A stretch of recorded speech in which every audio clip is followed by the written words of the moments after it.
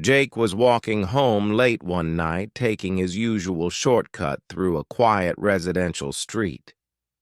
The streetlights flickered, and a cold wind made the trees rustle. It was a peaceful night, until he saw her. A woman stood at the end of the street, beneath a broken street lamp.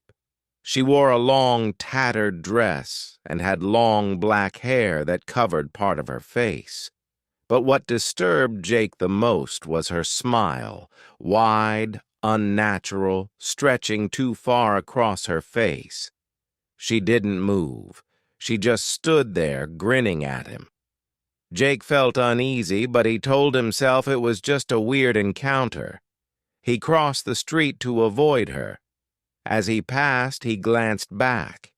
She was closer. She hadn't moved. Not that he had seen, but somehow she was now standing just a few feet away. His heart pounded. He picked up his pace, refusing to look back again. But he could hear footsteps behind him. Slow, deliberate, matching his speed. He broke into a run, racing down the street.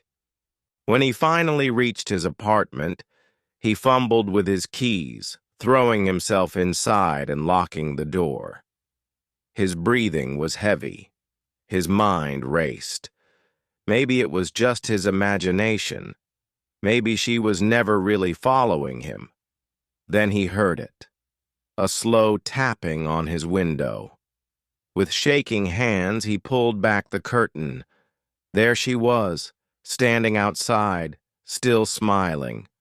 Her head tilted slightly, and she whispered, "You shouldn't have run." The next morning, Jake's neighbors found his apartment door wide open. The only sign of him left behind was a single bloody smiley face drawn on the wall.